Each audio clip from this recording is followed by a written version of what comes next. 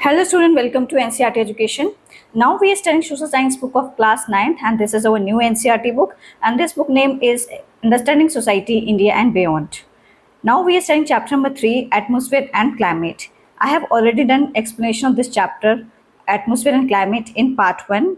Those students who have not watched part 1 of this video, first you will watch this video, then you will watch part 2 of this. Okay, in part 2 of this video we will discuss MCQ questions, short answer questions and long answer questions, and these questions are very helpful from exam point of view. Let us start. First we will discuss MCQ question, that is section A. और first question जो इसमें given है वो ये है, what is the atmosphere. Atmosphere क्या होता है? Atmosphere a layer of rocks around the earth, a blanket of gases surrounding the earth, a layer of water around the earth, a layer of soil around the earth. Answer है इस question का a blanket of gases surrounding the earth. जो पृथ्वी के चारों ओर जो gases की जो चादर बनी हुई है उसको हम कहते हैं एटमॉस्फेयर. इसको हिंदी में वायुमंडल बोलते हैं. नेक्स्ट क्वेश्चन है, which gases present in the highest percentage in the atmosphere. तो सबसे ज्यादा मात्रा में कौन सी गैस जो है एटमॉस्फेयर में उपस्थित है? That is nitrogen. ठीक है, नाइट्रोजन जो गैस है ये 78% है जो कि एटमॉस्फेयर में पाई जाती है. नेक्स्ट क्वेश्चन जो गिवन है इसमें approximately what percentage of the atmosphere, मतलब कि एटमॉस्फेयर के अंदर कितनी परसेंटेज ऑक्सीजन की आपको ये बताना है. तो ऑक्सीजन की परसेंटेज है 21%. ओके, नेक्स्ट क्वेश्चन जो इसमें गिवन है वो ये है, which layer of the atmosphere is closest to the earth surface.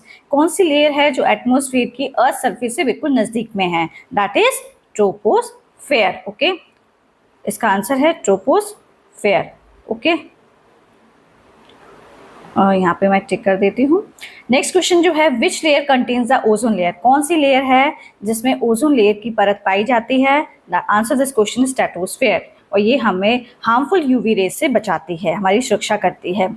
And it's my request to all the viewers, please like, share and subscribe my channel. Okay, and it motivates us to make more and more videos. Okay, next question जो इसमें given है, the ozone layer protects the earth from. Ozone layer जो है वो पृथ्वी को किस चीज से बचाती है? तो ओजोन लेयर जो है पृथ्वी को किस चीज से बचाती है? वही सेम क्वेश्चन जो मैंने मैंने आपने एक्सप्लेनेशन भी दिया था स्ट्रेटोस्फेयर के बारे में. तो वो किस से बचाती है?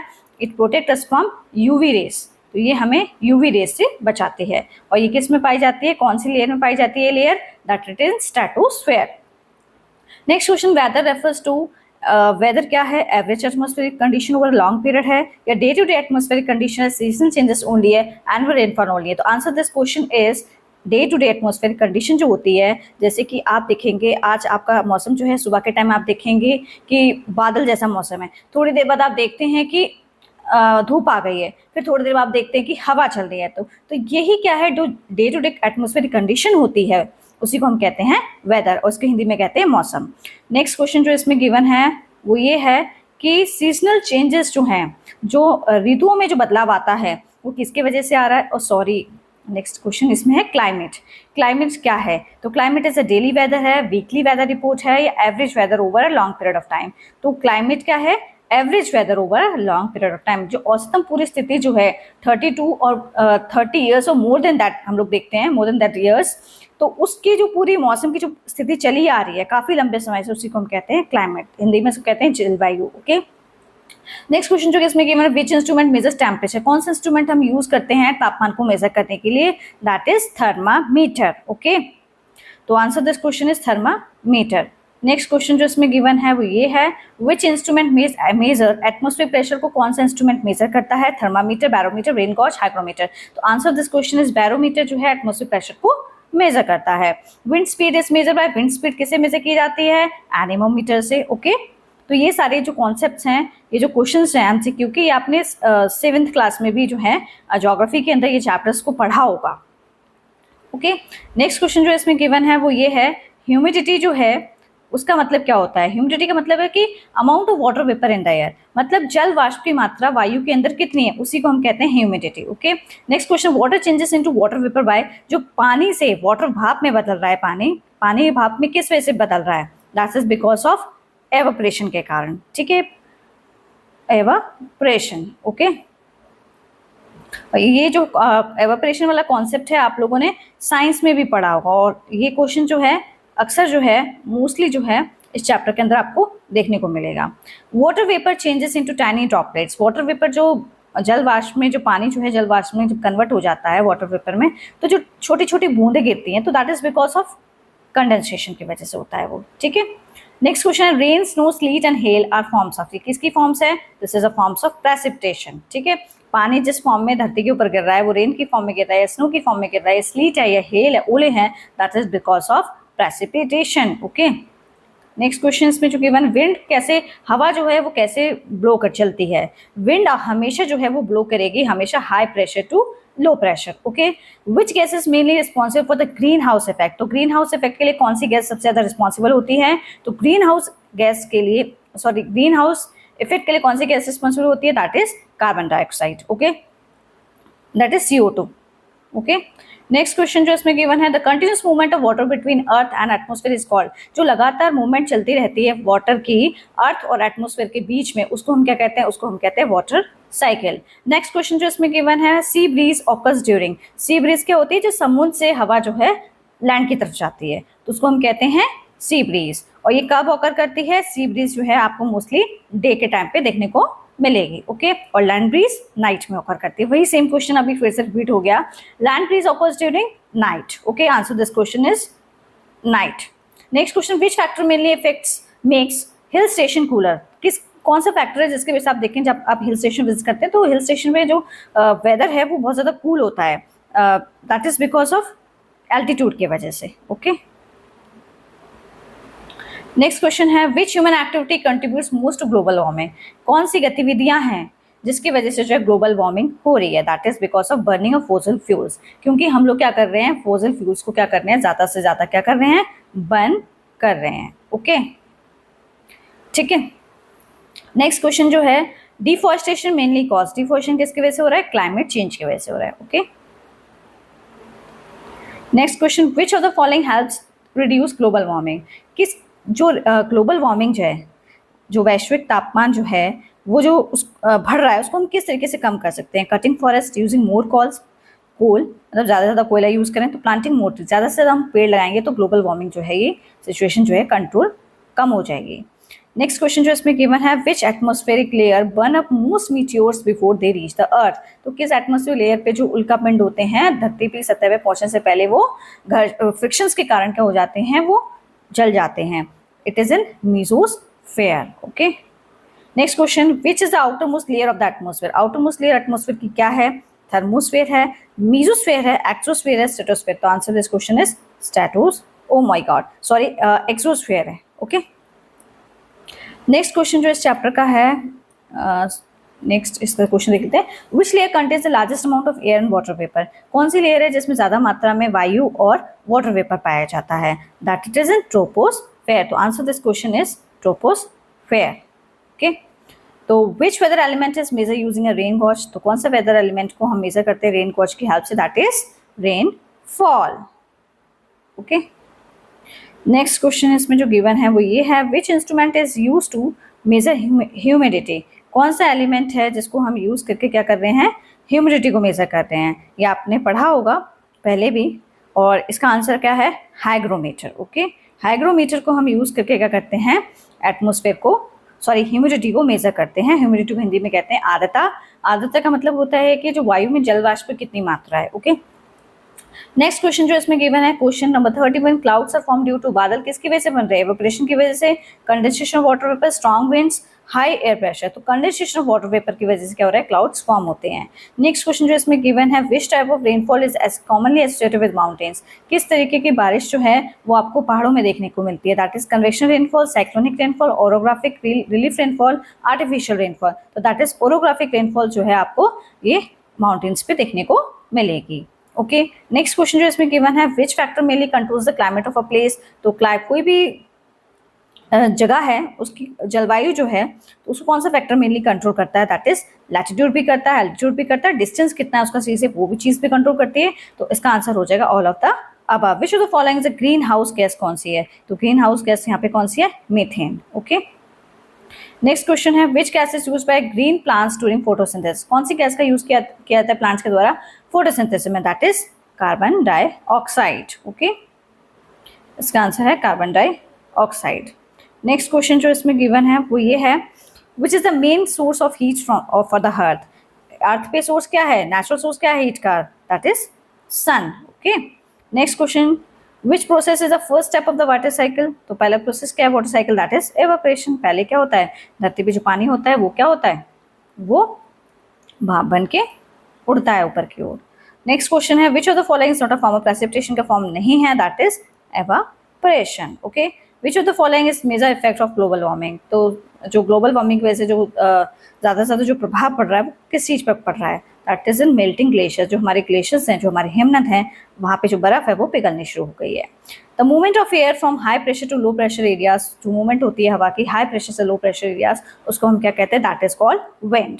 Which of the following helps in reducing climate change? तो कौन सी चीज़ हेल्प करती है क्लाइमेट में, जो जलवायु में जो परिवर्तन हो रहा है, that is because of afforestation. क्योंकि हम ज़्यादा से ज़्यादा पेड़ लगाएंगे तो हमारे जलवायु में बदलाव देखने को मिलेगा। Which layer of the atmosphere contains the ionosphere? That is the part of thermosphere. ठीक है, coastal areas have a moderate climate. Coastal areas में मॉडरेट क्लाइमेट क्यों होता है? Because they are at high altitude, water heats and cools slowly. क्योंकि पानी जितनी जल्दी गर्म होता है तो पानी जो है उतनी जल्दी ठंडा भी हो जाता है इस वजह से।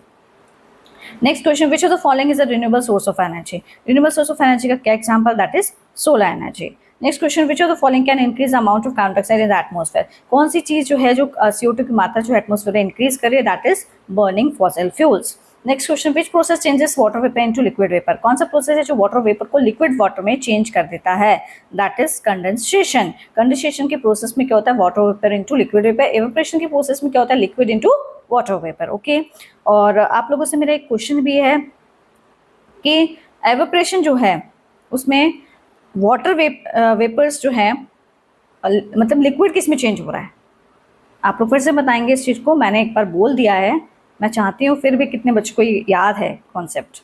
विच one is the best definition of a climate? तो बेस्ट डेफिनेशन क्लाइमेट की इसमें क्या रहेगी, the average weather conditions of a place over many years. लंबे समय तक जो वेदर की औसतन जो स्थिति हम देख रहे हैं कई सालों से, that is called definition of a climate.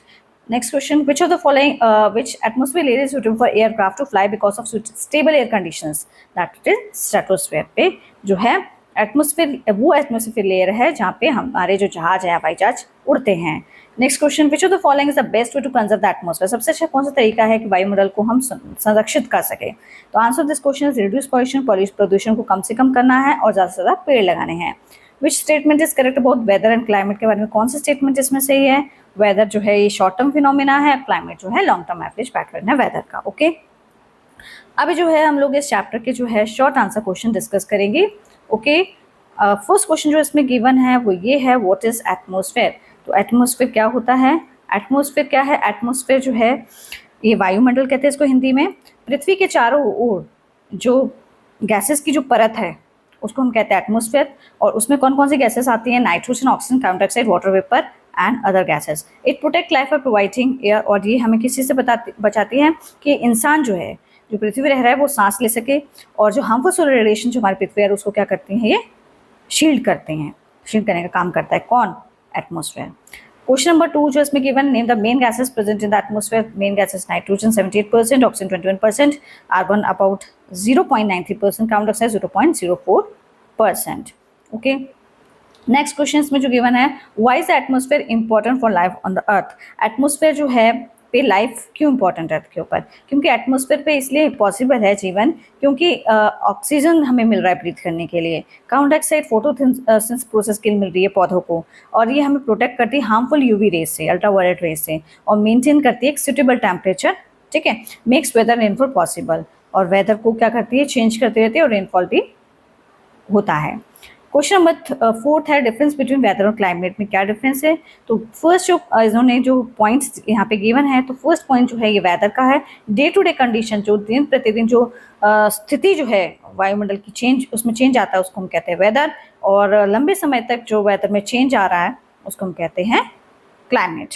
Changes frequently, weather बहुत जल्दी जल्दी बदलता है, घंटों में, 2 घंटों में, 3 घंटों में, सुबह शाम। और जो जलवायु है इट्स चेंजेस स्लोली, बहुत धीरे धीरे इसमें चेंजेस देखने को मिलते हैं। और वेदर का वैसे शॉर्ट पीरियड का टाइम होता है वेदर का, और जो जलवायु है ये काफ़ी लंबे समय के को टाइम पीरियड को कवर करती है, लाइक 20-30 ईयर्स और more than that. Next question जो इसमें गिवन है वो ये है, व्हाट इज ह्यूमिडिटी? ह्यूमिडिटी क्या होती है? ह्यूमिडिटी को हिंदी में हम कहते हैं आर्द्रता। जो हवा में जो नमी मौजूद है उसकी कितनी मात्रा मौजूद है, जल वाष्प की मात्रा कितनी मौजूद है।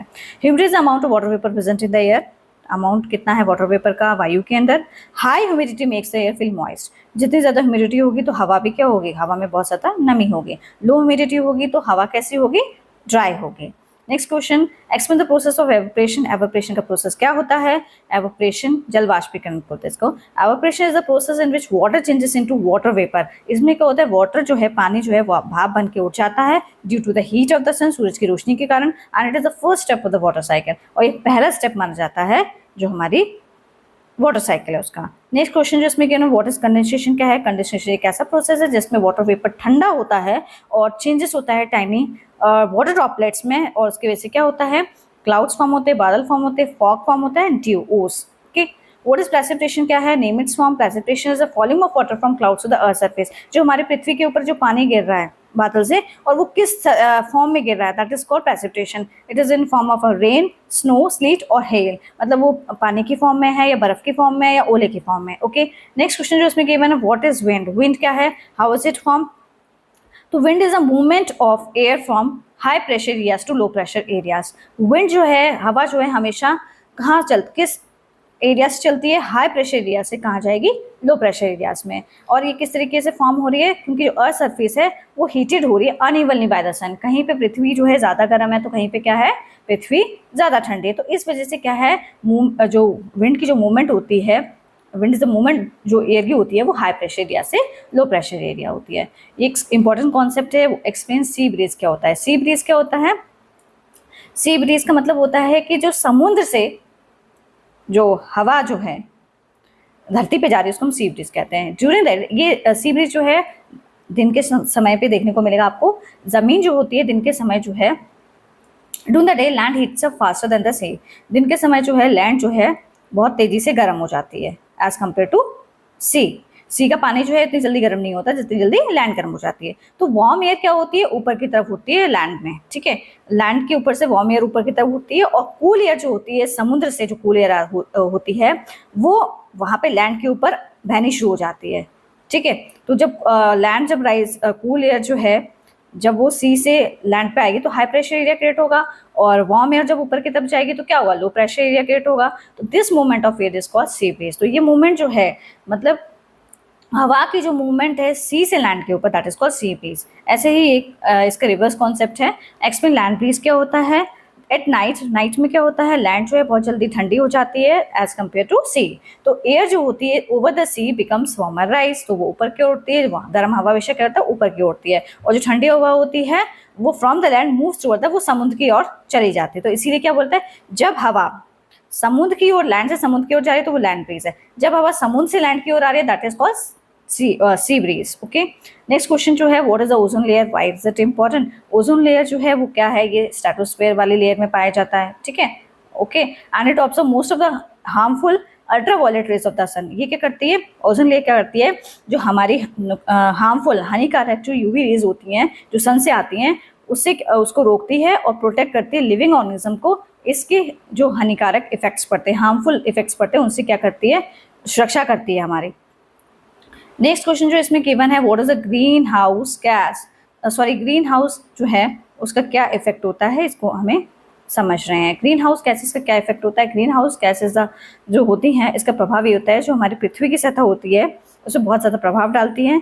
ग्रीन हाउस गैसेस के कारण, जैसे कि CO2 हो गया, मीथेन हो गया, ये क्या करती हैं, ट्रैप करते हैं हीट को एटमोसफेयर के अंदर। ओके, इस ग्रीन हाउस इफेक्ट क्या होता है, जब green house gases carbon dioxide और मीथेन हीट को ट्रैप करते हैं एटमॉस्फेयर के अंदर, that is called green house effect. और ग्लोबल वार्मिंग क्या होता है, ग्लोबल वार्मिंग जो है gradual increase in the earth average temperature. धरती का जो टेम्परेचर है, औसतम जो तापमान है, वो जब धीरे धीरे उसमें बदलाव देखने को मिलता है, और due to increase in green house gases, ऐसा कैसे होता है, जब ग्रीन हाउस गैसेस की मात्रा बढ़ जाती है, और कॉस्ट मेनली बाय किसकी वजह से, मानव गतिविधियों के कारण, जैसे कि burning fossil fuels and deforestation की वजह से, ठीक है, पेड़ ना लगाना, ज़्यादा से ज़्यादा फॉसिल फ्यूल्स का यूज़ करना, mention any 4 causes of climate change. तो आपको बताना है कि 4 रीजन क्या है क्लाइमेट चेंज के। Burning of fossil fuels, deforestation, industrial pollution, excessive emission हो रहा है, ज़्यादा से ज़्यादा क्या हो रहा है, एमिशन हो रहा है ग्रीन हाउस गैसेस का। State any 4 effects of climate change. तो 4 इफेक्ट्स आपको बताने हैं कि जलवायु के परिवर्तन के 4 प्रभाव क्या हैं। राइजिंग ग्लोबल टेम्परेचर, टेम्परेचर जो है वैश्विक तापमान बहुत तेजी से बढ़ रहा है। मेल्टिंग ग्लेशियर्स, ग्लेशियर्स में जो बर्फ है वो पोलर आइस में जो बर्फ है वो मेल्ट हो रही है। सी लेवल जो है उसमें उसके वाटर में इंक्रीज हो रहा है। बहुत जल्दी फ्लड्स, ड्रॉट और हीट वेव्स ऐसे सिचुएशन जो है ये देखने को मिल रही है। What measures can be taken to reduce climate change. तो अगर हमें जलवायु में परिवर्तन करना है तो हमें क्या क्या स्टेप्स जो है वो लेनी चाहिए। प्लांट मोर ट्रीज, ज़्यादा से ज़्यादा पेड़ों को लगाना चाहिए। Reduce the use of fossil fuels, जो फॉसिल फ्यूल्स हैं उनको कम से कम यूज़ किया जाए। रिन्यूएबल सोर्स ऑफ एनर्जी का यूज़ किया है जैसे कि solar energy, wind energy. Save electricity and reduce pollutions, और इलेक्ट्रिसिटी की हमें बचत करनी चाहिए, जितना ज़्यादा हो सके पोल्यूशन को कम करना चाहिए। नेक्स्ट है promote recycling and sustain development, और ज़्यादा से ज़्यादा हमें हमारे जो प्रोडक्ट्स हैं उनको रिसाइकिल रीयूज़ करना के हमको यूज़ करना चाहिए, और सस्टेन डेवलपमेंट को फॉलो करना चाहिए कि जो हमारे पास अभी जो रिसोर्सेज उपलब्ध हैं तो वो हमारी जो आने वाली जनरेशन है उनके लिए भी रिसोर्सेज जो हैं वो उपलब्ध रह सकें। Okay, next question, what is explain the water cycle. तो वाटर साइकिल जो है कंटिन्यूस मूवमेंट है वाटर की between the earth surface and atmosphere. Water evaporates कर होता है ड्यू टू सन्स हीट के कारण, और कंडेंसेस होता है तो क्या होता है वो बादल को फॉर्म करता है और फिर प्रेसिपिटेशन के फॉर्म में गिरता है। फाइनली टर्न्स टू रिवर और लेक, और उसका पानी कहाँ जाता है फिर रिवर्स में, लेक में, ओशंस में, जहाँ पे साइकिल्स बिगिंस होती है, शुरुआत करती है अपनी द्वारा से। Okay, name the 5 layers of atmosphere. 5 layers के एटमॉस्फेयर की, troposphere, stratosphere, mesosphere, thermosphere, exosphere. तो इनके बारे में डिटेल डिस्क्रिप्शन जो है वो पूरा मैंने आपको जो इस चैप्टर का पार्ट 1 है उसमें पूरा अच्छे से एक्सप्लेन किया है। ओके, आपको 2-4 बार अगर आप देख लेंगे ना इन टॉपिक्स को तो आपको फिर रटने की जरूरत नहीं पड़ेगी। ठीक है, आपको बस समझना है। Why is the troposphere called the weather making layer. Weather making troposphere weather making layer क्यों बोला जाता है? क्योंकि जितने भी मौसम संबंधी घटनाएं हैं, चाहे बारिश हो रही है, चाहे बादल फॉर्म हो रहे हैं, चाहे तूफान आ रहा है, चाहे फॉग आ रहा है, चाहे हवा चल रही है, you can see in this layer. आपको इसी लेयर में, इसी परत में दिखाई देगा सब कुछ। Why is stratosphere important? Stratosphere जो है उसमें ओजोन लेयर्स होती है, वो क्या करती है, ऑब्जर्व करती है हार्मफुल यूवी रेज को सन से, प्रोटेक्ट करती है लाइफ को अर्थ के ऊपर। और वन थिंग इज और है इसमें कि स्ट्रेटोस्फेयर पे क्या होता है, जितने भी हमारे एरोप्लेन्स हैं वो सभी इसी लेयर में फ्लाई करते हैं। What is air pressure? Air pressure क्या होता है? हवा दाब, जिसको वायु दाब बोलते हैं जिसको। एयर प्रेशर एक फोर्स है, ठीक है, जो कि एक्सर्ट कर रही है weight of the air. Weight, air का वेट क्या है अर्थ की सरफेस पे। एयर प्रेशर एक फोर्स है जो कि दबाव डालती है वेट एयर का पृथ्वी की सतह के ऊपर। It changes with altitude and temperature, और जैसे जैसे हाइट इंक्रीज होती चली जाती है आपका टेम्परेचर भी चेंज होता चला जाता है एयर प्रेशर का। Why does air move from one place to another? हवा जो है एक जगह से दूसरे क्यों मूव करती है? Because of differences in air pressure, क्योंकि अलग अलग एरिया का एयर प्रेशर जो है वो अलग अलग है। It always flow from high pressure area से लो प्रेशर एरिया हमेशा मूव करती है, फॉर्मिंग विंड, उसी से विंड फॉर्म होती है। How does altitude effect climate? किस तरीके से एल्टीट्यूड जो है वो जलवायु को प्रभावित कर रहा है? जैसे जैसे एल्टीट्यूड इंक्रीज होगा तो टेम्परेचर क्या होगा, डिक्रीज हो जाएगा ऑब्वियसली। देखो माउंटेन रीजन्स जो होते हैं वो कूलर होते हैं, वहाँ का जो क्लाइमेट बहुत ज़्यादा कूलर होता है than the plain areas. Okay, how does distance from the sea effect climate? जो डिस्टेंस सी से है वो किस तरीके से जलवायु को प्रभावित करता है? जो प्लेसेस सी के पास होती हैं वहाँ का मॉडरेट क्लाइमेट होता है। क्यों? क्योंकि वहाँ का जो पानी होता है बहुत जल्दी गर्म हो जाता है और बहुत जल्दी ठंडा हो जाता है, जबकि इनलैंड एरियाज होते हैं एक्सपीरियंस वहाँ पे बहुत ज़्यादा एक्सट्रीम अत्यधिक जो है तापमान होता है। Okay, what is rainfall? Rainfall क्या है? Mention means types. रेनफॉल एक फॉर्म है प्रेसिपिटेशन के जिसमें कि पानी गिर रहा है ऊपर से क्लाउड से अर्थ सरफेस के ऊपर। तो मेन टाइप्स क्या है? कन्वेक्शन रेनफॉल है, और ओरोग्राफिक रेनफॉल है, और साइक्लोनिक रेनफॉल। से ये टाइप्स ऑफ रेनफॉल है। What is convection rainfall? क्या होता है? कन्वेक्शन रेनफॉल तब ओकर करता है जब सन हीट करता है अर्थ पृथ्वी की सतह को, तो वार्म एयर क्या होती है वो राइज होती है तो ऊपर की ओर उठती है, तो कंडेंस इनटू क्लाउड्स, फिर वो क्लाउड्स में फॉर्म हो जाते हैं और फिर क्या होता है बारिश के फॉर्म में पानी नीचे आना शुरू कर देता है। ओरोग्राफिक रिलीफ रेनफॉल क्या होता है? Orographic rainfall occurs when moist air is forced to rise over mountains। जब moist air जो है वो फोर्स करती है माउंटेन्स के ऊपर, तो एयर क्या होती है फिर ऊपर की ओर उठती है तो ठंडी होती है, कंडेंस होती है, फिर वो क्या करती है रेन को विंडवर्ड साइड जो है माउंटेन की वहाँ पे रेन करना शुरू कर देती है। साइक्लोनिक रेनफॉल क्या होता है? जब वार्म और कोल्ड एयर के जो मासेज हैं वो आपस में मिल जाते हैं, तो वार्म एयर क्या होता है ऊपर की ओर उठती है, कोल्ड एयर क्या होता है वो ठंडी होती है, फॉर्म करती है रेन बेयरिंग क्लाउड्स को। Why are forest important for climate? Forest जो है क्यों इंपॉर्टेंट है क्लाइमेट के लिए? क्योंकि फॉरेस्ट जो है, जंगल जो है वो ऑब्जर्व करते हैं कार्बन डाइऑक्साइड को, क्योंकि ज़्यादा से ज़्यादा ट्रीज होते हैं, एंड रिलीज ऑक्सीजन, रेगुलेट करते हैं हमारे टेम्परेचर को, तापमान को, और ह्यूमिडिटी को इंक्रीज करते हैं, हेल्प करते हैं maintain the water cycle. What is deforestation? क्या है? State it's effects. डिफॉरेस्टेशन जो है ज़्यादा मात्रा में पेड़ों को काटना, एंड इट्स इफेक्ट्स, इसके क्या इफेक्ट है? नेगेटिव इफेक्ट है, कार्बन डाइऑक्साइड गैस में इंक्रीज हो रहा है, राइज हो रहा है ग्लोबल टेम्परेचर में, लॉस ऑफ बायोडाइवर्सिटी, जितने भी हमारे प्लांट्स के स्पीशीज हैं, एनिमल्स के स्पीशीज हैं, वो सब खत्म होती जा रही हैं। जो सॉइल इरोशन हो रहा है, हमारी जो मिट्टी है उसकी जो फर्टिलिटी है वो खत्म होती जा रही है। डिस्टर्बेंस ऑफ वाटर साइकिल, इस वजह से क्या होता है, जो हमारा जल चक्र है उस पर जो है नकारात्मक, मतलब कि उसमें डिस्टर्बेंस, डिसबैलेंस क्रिएट हो जाता है। What are greenhouse gases? Give two examples. Greenhouse gases कौन सी होती हैं? Greenhouse gases are that gases, वो gases होती हैं जो heat में, जिनको greenhouse gases वो gases होती हैं जो heat को क्या करती हैं, ट्रैप कर लेती हैं, अपने अंदर खींच लेती हैं एटमॉस्फेयर के अंदर से। Example carbon dioxide, methane. Okay, how can individual helps to protect the environment? किससे किससे इंडिविजुअल हेल्प कर सकता है? प्लांट कर सकता है ट्रीज को, बिजली की बचत कर सकता है, पब्लिक ट्रांसपोर्ट और बाइसिकल्स को आप यूज़ कर सकते हैं, पैदल चलना भी प्रेफर कर सकते हैं। Okay, and reduce, reuse and recycle waste, आपको ये करना, अवॉइड करना प्लास्टिक पोल्यूशन को। Why's weather forecasting? Weather forecasting क्यों इंपॉर्टेंट है? वेदर फोरकास्टिंग इसलिए इंपॉर्टेंट है, it helps people prepare for storm. अगर कहीं पे बाढ़ आ रहा है या कहीं पे अर्थक्वेक आ रहा है, कि कोई भी नेचुरल कैलेमिटीज आ रही है, फ्लड्स आ रहा है, तो लोग पहले से प्रिपेयर हो जाते हैं अपने आप को बचाने के लिए।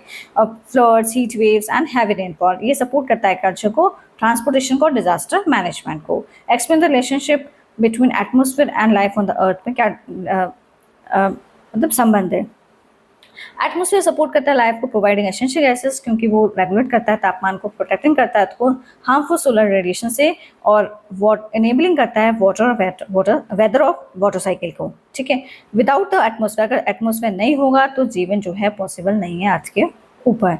लॉन्ग आंसर क्वेश्चन अब हम डिस्कस करेंगे इस चैप्टर के। Question number 1, what explain the composition of the atmosphere and its important. तो एटमोसफेयर क्या है? Blanket of gases surrounding the earth. उसके मेन कंपोनेंट्स क्या है? नाइट्रोजन है 78%, oxygen 21%, argon 0.93%, carbon dioxide 0.04%, water vapour and other gas. आपको बहुत सारे क्वेश्चंस तो है ऐसे ही याद हो जाएंगे क्योंकि वो रिपीट हो रहे हैं ना, तो आपको रटिफिकेशन की कोई ज़रूरत नहीं है।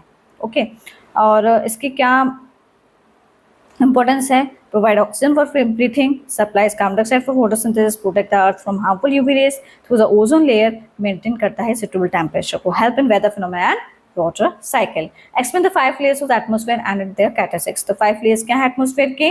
तो ट्रोपोस्फेयर जो है लोएस्ट लेयर मानी जाती है, जहाँ पे वेदर चेंजेस होता है, क्लाउड्स और रेनफॉल ऑकर करते हैं। स्ट्रेटोस्फेयर जो है ओजोन लेयर है जो कि ऑब्जर्व करती है हार्मफुल यूवी रेज को, यहीं पे जो है जहाज वगैरह इसी लेयर में उड़ते हैं। मेसोस्फेयर में क्या होता है? Meteors Burns up in this layer. Thermosphere में बहुत ज़्यादा अत्यधिक टेम्परेचर होता है, कंटेन्स आयनोस्फेयर का ये पार्ट है जो कि हेल्प करता है रेडियो कम्युनिकेशन में। एक्सोस्फेयर जो है आउटर मोस्ट लेयर है जो कि ग्रेजुअली मर्ज हो जाती है जाके अंतरिक्ष के अंदर। हर लेयर का अपना अलग अलग उसकी विशेषता है and plays important role in protecting life on earth, और एक महत्वपूर्ण भूमिका निभाती हैं लाइफ को प्रोटेक्ट करना अर्थ के ऊपर। Difference between weather and climate में क्या डिफरेंस है? Explain the factors affecting climate. Weather क्या है? Day to day condition. Atmospheric climate क्या है? जो एवरेज वेदर है प्लेस का ओवर लॉन्ग पीरियड, लंबे समय से जो मौसम चला आ रहा है उसका पूरा औसतम जो मौसम चला आ रहा है लंबे समय तो उसको हम कहते हैं climate.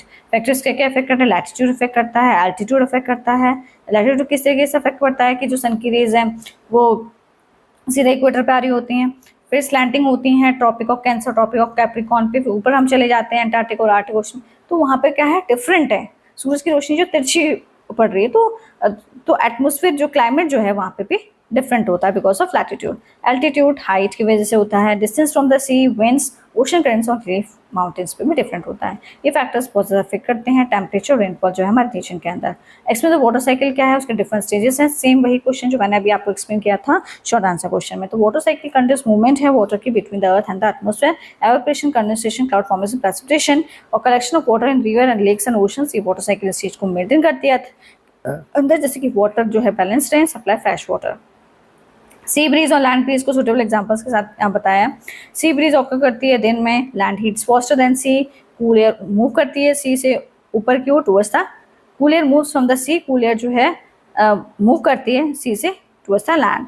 Land breeze occurs during night और लैंड कूल होती है faster than the sea, cool air move करती है लैंड टुवर्ड्स द सी। और वो दोनों ही बेस जो हैं हेल्प करती हैं रेगुलेट करने में टेम्परेट क्लाइमेट जो है कोस्टल एरियाज का जो क्लाइमेट है उसको बैलेंस करती हैं। ग्लोबल वार्मिंग क्या है, उसके क्या इफेक्ट है? Global warming is a gradual, धीरे धीरे जो पृथ्वी के जो टेम्परेचर उसमें जो इंक्रीज हो रहा है ग्रीन हाउसेस के गैसेस के बढ़ने के कारण, ठीक है, उसको हम कहते हैं global warming. Burning fossil fuels के कारण, डिफॉरेस्टेशन के कारण, इंडस्ट्रियल पोल्यूशन के कारण, व्हीकल एमिशंस के कारण, और इसका प्रभाव क्या पड़ रहा है? ग्लेशियर्स का जो बर्फ है ग्लेशियर्स की वो मेल्ट होने लग गई है, समुद्र तल का पानी का जो रहा वो लेवल है वो इंक्रीज हो गया है, हीट वेव्स हो रही हैं, फ्लड्स हो रहा है, कहीं सूखा पड़ रहा है, कहीं बाढ़ आ रही है, loss of biodiversity. Explain the green house effect and its important. Green house effect एक प्रोसेस है जिसमें ग्रीन हाउस गैसेस ट्रैप कर ली जाती हैं, हीट टैप करती हैं वो हीट को atmosphere and keeping the earth warm enough for life. Importance क्या है? मेंटेन करते हैं सूटेबल टेम्परेचर और सपोर्ट करते हैं लाइफ को अर्थ के ऊपर। एक्सेसिव ग्रीन हाउस इफेक्ट क्या होगा? जब ज़्यादा से ज़्यादा ग्रीन हाउस गैसेस होंगी तो ग्लोबल वार्मिंग होगी और क्लाइमेट में चेंज होगा। Explain the causes and measures to control climate change. तो बर्निंग कॉजेज क्या है? Burning of fossil fuels, deforestation, industry से बहुत ज़्यादा हानिकारक गैसें जो हैं वो रिलीज हो रही हैं, increasing green house gas. Measures क्या है? Plant more trees, use renewable energy, save electricity, reduce pollution, promote recycling, use public transport. Same वही चीज़ जो मैंने अभी आपको आगे भी इस तरीके का क्वेश्चन एक्सप्लेन किया था। These measures help to reduce impact of climate change. Explain the importance of ozone layer की क्या इंपॉर्टेंस है? What are the effects of depletion. Ozone layer जो है स्ट्रेटोस्फीयर में प्रेजेंट होती है, ये यूवी रेस से हमको बचाती है, सन की जो यूवी रेस इट ऑब्जर्व करती है harmful UV rays from the sun. अब इंपॉर्टेंस क्या है? प्रोटेक्ट करती है ह्यूमंस को स्किन डिजीज से बचाती है, प्रोटेक्ट करती है प्लांट्स और एनिमल्स को, मेंटेन्स करती है इकोलॉजिकल बैलेंस बना के रखती है पारिस्थितिक तंत्र में। इफेक्ट्स ऑफ ओजोन डिप्लीशंस, ठीक है, इंक्रीज करती है यूवी रेडिएशन को बढ़ाती है, स्किन कैंसर, आई डिजीज को वो करती है, डैमेज करती है क्रॉप्स को, हार्म टू मैराइन लाइफ, तो जितने भी जीव जंतु पानी के अंदर रहते हैं उनको नुकसान पहुंचाती है। Explain why the atmosphere is called the protective blanket of the earth. Atmosphere को प्रोटेक्टिव ब्लैंकेट ऑफ अर्थ क्यों बोला गया है? एटमॉस्फेयर को protective blanket of the earth इसलिए बोला गया है क्योंकि इसी अर्थ पे क्या है? एसेंशियल गैसेस मौजूद हैं जो लाइफ के लिए पॉसिबल हैं, जिसकी वजह से जीवन संभव है। प्रोटेक्ट करती है अर्थ को हार्मफुल यूवी रे से। One of most meters before the reach the earth, ज़्यादा से ज़्यादा जो उल्का पिंड है वो अर्थ सरफेस पे पहुंचने से पहले क्या हो जाते हैं? वायु के साथ फ्रिक्शन के कारण जल जाते हैं। मेंटेन सूटेबल टेम्परेचर, और एक जो टेम्परेचर होना चाहिए उसको बना के रखती है। Makes weather rainfall and the water cycle possible करती है, उसी वजह से जो है वेदर और रेनफॉल वाटर साइकिल संभव है। Without the atmosphere life on earth would not exist. अगर एटमॉस्फेयर ही नहीं होगा तो ज़िंदगी जो है पृथ्वी के ऊपर वो उसका कोई अस्तित्व नहीं होगा, ज़िंदगी ही नहीं होगी। Okay, and thank you for watching this video. Please like share subscribe my channel. Okay.